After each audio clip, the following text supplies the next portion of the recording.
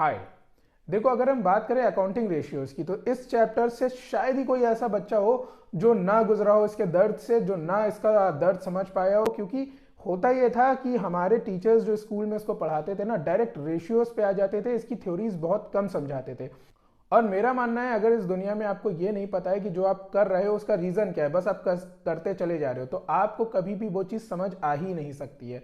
यही रीजन है कि अकाउंटिंग रेशियोज आज भी जब TGT, PGT, D triple S B और केवीएस जैसे एग्जाम में आता है तो लोग सोचते हैं यार लास्ट में इसके सारे रेशियोज याद कर लेंगे, एक बार देख लेंगे और पेपर निकाल देंगे। लेकिन कोई भी समझने की कोशिश नहीं करता है आखिर हम इसको क्यों निकालते हैं और इसकी वजह क्या है। तो हाय, मेरा नाम है अक्षय और मैं आज आपको इसकी सारी वजह बताने जा रहा हूं। और इसकी वजह जब आपको पता चल जाएगी कि इसको क्यों निकालते हैं और कैसे निकालते हैं, तो आपको कभी भी ये चैप्टर रटने की जरूरत नहीं पड़ेगी और कभी भी आपको उठा के देखने की जरूरत नहीं पड़ेगी इसके नोट्स को। आप बस ये वीडियो देखते जाना और आपका पूरा का पूरा इस चैप्टर के जो कॉन्सेप्ट हैं वो पूरी तरह से क्लियर हो जाएंगे। तो डायरेक्टली स्टार्ट करते हैं, लेकिन उससे पहले आपको बता दूं, जो लोग भी इस चैनल पे नए आए हैं इस चैनल को लाइक शेयर सब्सक्राइब कर लेना। डिस्क्रिप्शन बॉक्स में आपको जाके मिल जाएगा टेलीग्राम का लिंक, उसको ज्वाइन कर लीजिएगा। सारे इंपॉर्टेंट नोट्स पीडीएफ्स हम आपको प्रोवाइड कर देते हैं और फेसबुक और इंस्टाग्राम पे आप मुझे फॉलो कर सकते हो। देखो, ये जो रेशियो होते हैं ना, ये बेसिकली होता है कि जब आप एक नंबर का दूसरे नंबर से कोई रिलेशनशिप निकालते हो, कंपेयर करते हो डेटा को, जो कि आपने स्टैट्स में पढ़ रखा है, तो उसी को हम लोग रेशियो बोलते हैं। लेकिन जब यही चीज आपकी स्टैट्स में आपने डेटा पढ़ा था, लेकिन यहीं पे आप अगर न्यूमेरिकल डेटा की बात करेंगे और उसको कंपेयर करेंगे पुराने वाले किसी डेटा से या किसी और डेटा से, तो उसको हम लोग बोलते हैं रेशियो। तो सबसे पहले मैं आपको बता दूं, चार तरह से इस रेशियो को लिखा जा सकता है, लेकिन एग्जाम में क्या आता है वो मैं आपको बताता चलता हूं। सबसे पहले होता है सिंपल, इसी को हम लोग बोलते हैं प्योर, या इसी को हम लोग बोलते हैं प्रोपोर्शन रेशियो। और ये सिंपली लिखा जाता है, आपको पता है 2:1, 3:2, जब बीच में ये दो डॉट्स लग जाती हैं इस टू वाली, तो इसको हम लोग बोलते हैं सिंपल रेशियो। फिर आता है आपका फ्रैक्शन रेशियो। आपको पता है कि माइनस मार्किंग होती है एग्जाम में, तो आप कहते हो -1/4 की मार्किंग है या फिर 1/3 की माइनस मार्किंग है। तो जब भी आप अपॉन में करके लिखते हो ना, 1/2, 3/5, 7/2, तो ये आपका हो जाता है क्या, ये आपका हो जाता है फ्रैक्शन रेशियोज। फिर आता है आपका परसेंटेज। परसेंटेज क्या होता है आप सभी को पता है, 10%, 99%, 100%, तो ये परसेंटेज आती है। और एक और इसमें चीज आती है, वो है टाइम।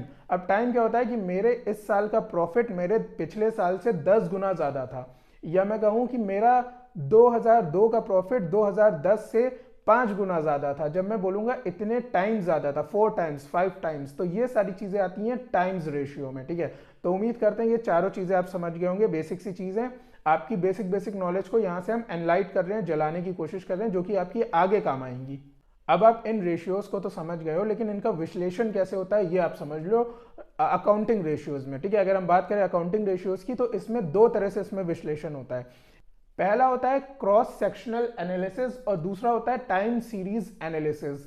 क्रॉस सेक्शनल एनालिसिस में क्या होता है कि आपका जो भी प्रोडक्ट है, आपकी कंपनी का जो भी प्रोडक्ट है, उसको सेम प्रोडक्ट को दूसरी कंपनी के साथ कंपेयर करोगे सेम सेगमेंट में। ठीक है, एग्जाम में ये चीज आती है, तो आपको एक चीज याद रखनी है, सेम सेगमेंट। ठीक है, एक ही सेगमेंट में होनी चाहिए। अगर आपकी कपड़ों की दुकान है तो सामने वाले की भी कपड़ों की दुकान होनी चाहिए, तब आप कंपेयर करेंगे कि मेरा जो टर्नओवर है, मेरा जो प्रॉफिट है, वो सामने वाले से 10 गुना ज्यादा है या इतने % ज्यादा है, या जो भी चीजें हैं। ठीक है, जो मैंने आपको पहले बता रखी हैं।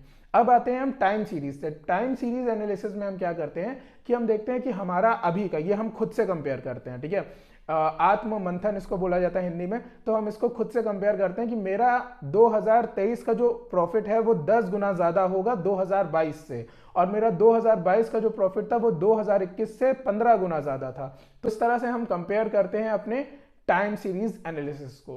अब ये तो आपकी बेसिक नॉलेज कंप्लीट हो गई। अब हम डायरेक्ट आते हैं टाइप्स पे। कितने टाइप्स के होते हैं, यही आपसे क्वेश्चन एग्जाम में सारे पूछे जाएंगे, यहीं से आपको फॉर्मूले बनेंगे और सारी चीजें आपको बनाना सिखा देता हूं। देखो, सबसे पहले जल्दी जल्दी समझ लो टाइप्स कितने होते हैं।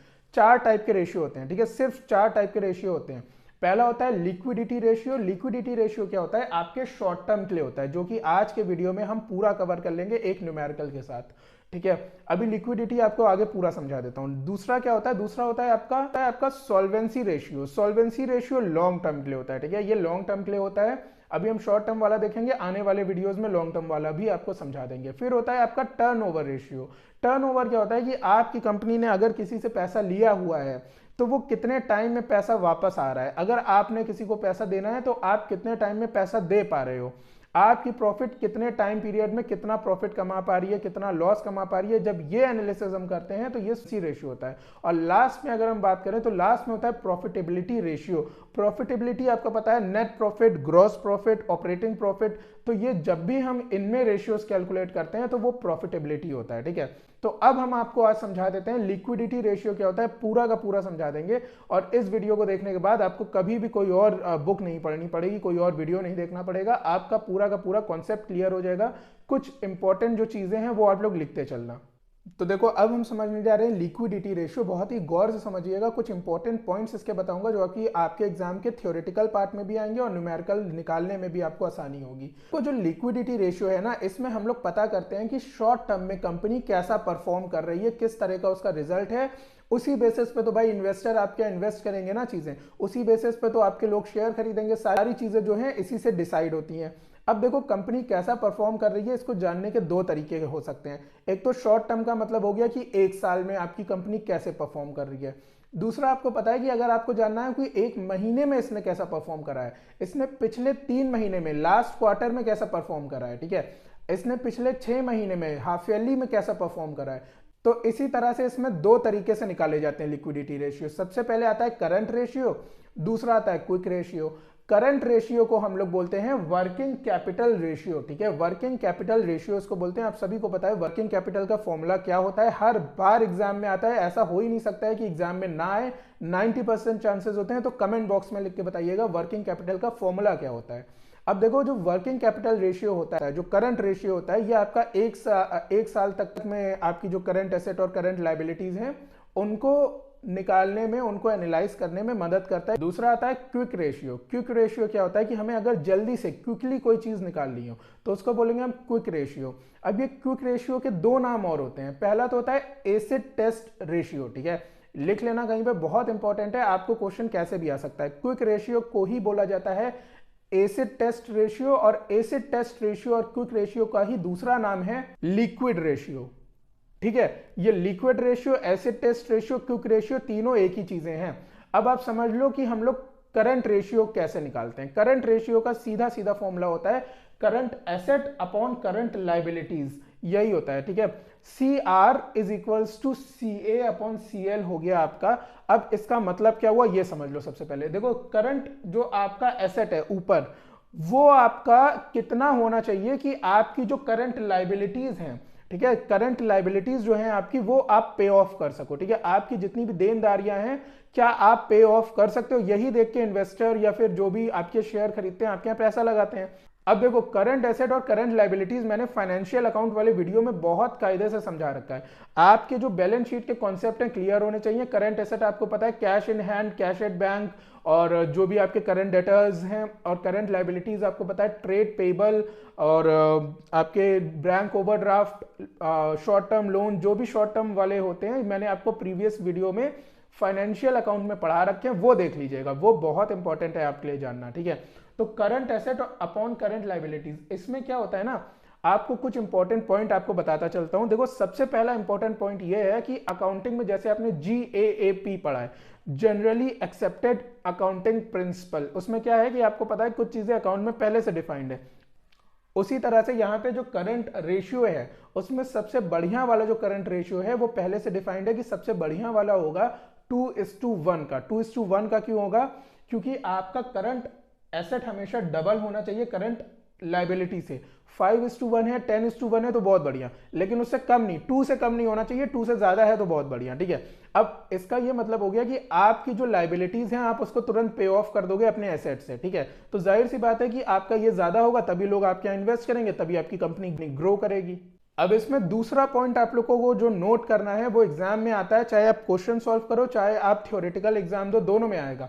इन्वेस्टमेंट अगर लिखी है आपको और आपको निकालना है क्या लिक्विडिटी रेशियो, जिसमें आपका चाहे करंट रेशियो हो चाहे आपका क्विक रेशियो हो, दोनों चीजों में आपको याद रखना है अगर इन्वेस्टमेंट आती है तो अगर आपकी इन्वेस्टमेंट है या लॉन्ग टर्म इन्वेस्टमेंट है तो उसको आप नहीं लेंगे। इन्वेस्टमेंट अगर आपको क्लियरली नहीं दी है कि शॉर्ट टर्म है तो आप लिखेंगे नहीं, सिर्फ इन्वेस्टमेंट दी है तो आप उसको नहीं लिख सकते हैं, ठीक है।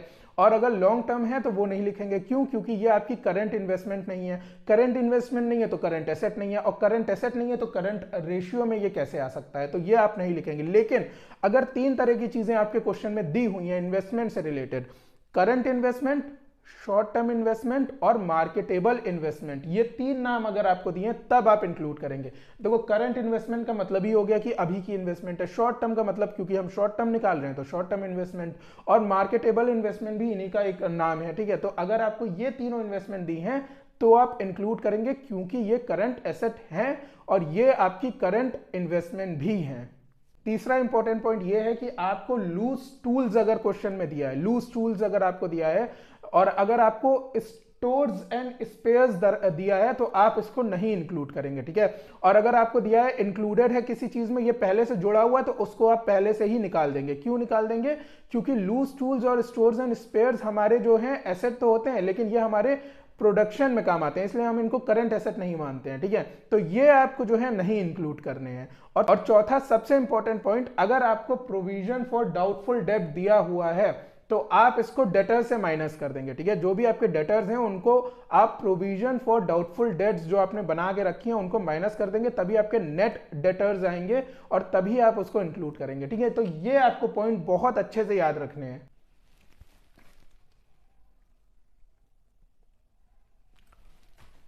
और पांचवा पॉइंट आपको बताता चलूं कि अगर आपको दिया हुआ है यहां पे और आखिरी पॉइंट आपको बताता चलूं, अगर आपका डिबेंचर दिया हुआ है, डिबेंचर आखिरी साल में, लास्ट ईयर में, तो उसको हम करंट लाइबिलिटी मानेंगे, ठीक है। अगर डिबेंचर्स आखिरी साल में दिया हुआ है, एकदम लास्ट टाइम है डिबेंचर्स का, तो हम उसको मानेंगे करंट लाइबिलिटी।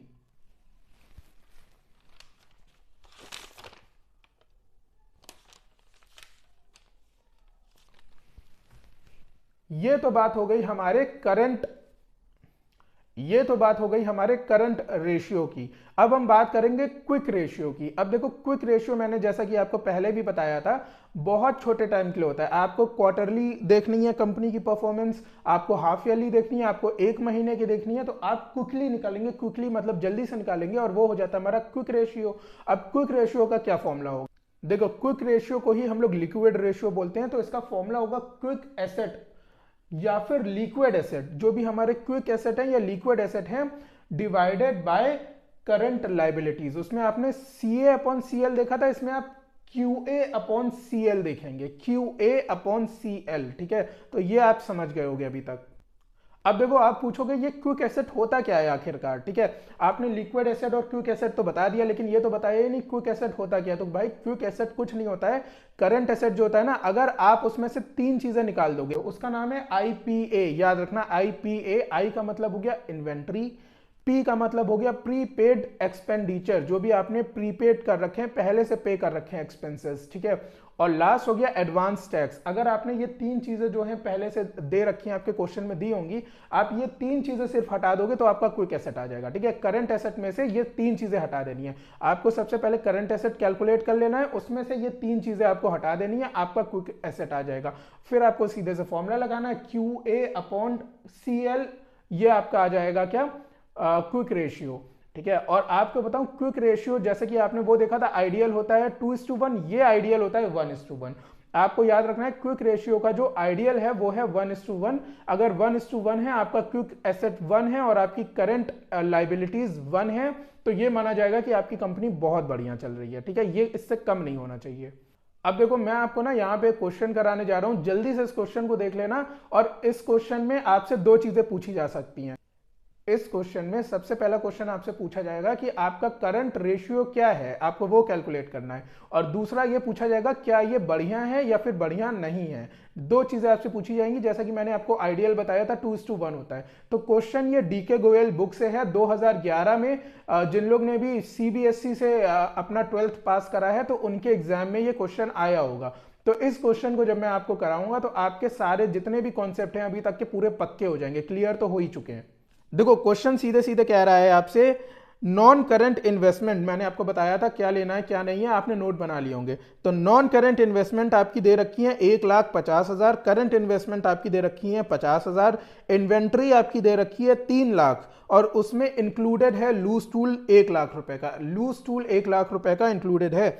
दूसरा है आपका ट्रेड रिसीवेबल और ट्रेड पेबल। ट्रेड रिसीवेबल आपके 2 लाख दे रखे हैं, ट्रेड पेबल आपके 1,50,000 दे रखे हैं। लॉन्ग टर्म बोरोइंग आपको दे रखी है क्वेश्चन में, लॉन्ग टर्म बोरोइंग दे रखी है क्वेश्चन में आपको 2 लाख रुपए। आपका जो शॉर्ट टर्म बोरोइंग है वो आपको दे रखी है 1 लाख रुपए, ठीक है।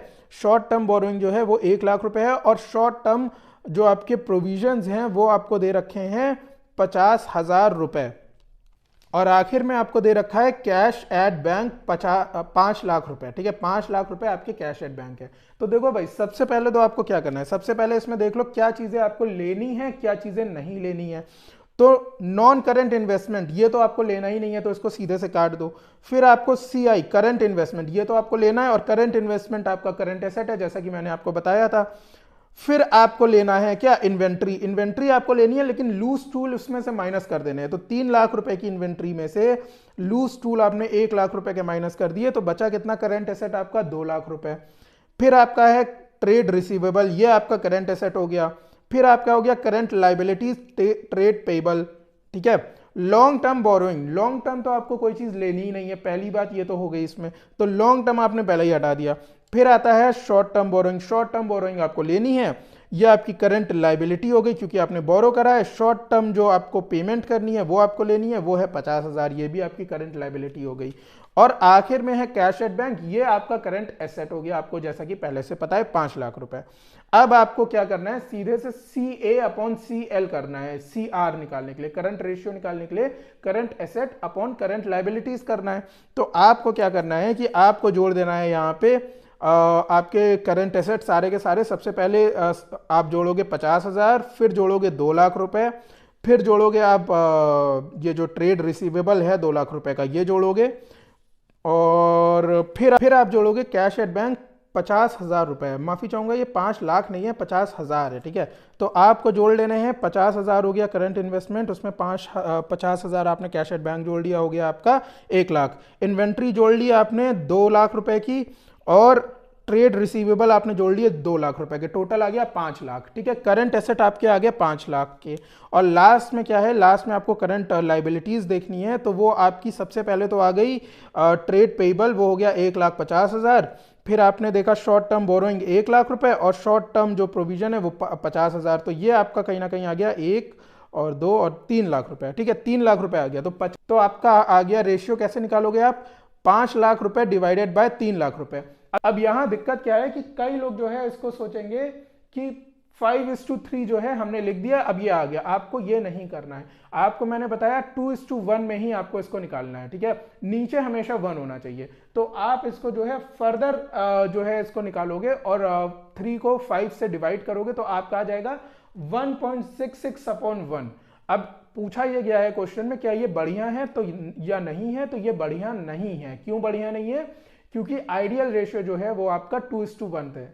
तो आपका ये जो निकल के आया है 1.66 अपॉन 1, तो ये बढ़िया नहीं है। तो उम्मीद करते हैं कि ये क्वेश्चन आपको समझ में आ गया होगा। लिक्विड जो रेशियो है वो आपको समझ में आ गए होंगे, जिसमें हमने आपको करंट रेशियो और क्विक रेशियो पूरी तरह से थ्योरेटिकली और प्रैक्टिकली समझा दिए हैं। अभी आने वाली क्लासेस में हम आपके क्विक रेशियो से भी क्वेश्चन करवा देंगे, और जो भी बाकी के रेशियोज बचे हैं वो भी हम आपको पढ़ा देंगे। उम्मीद करते हैं ये क्लास आपको बहुत अच्छी लगी होगी, आपको सारी चीजें समझ में आई होंगी, सारे नोट्स आपने बना लिए होंगे।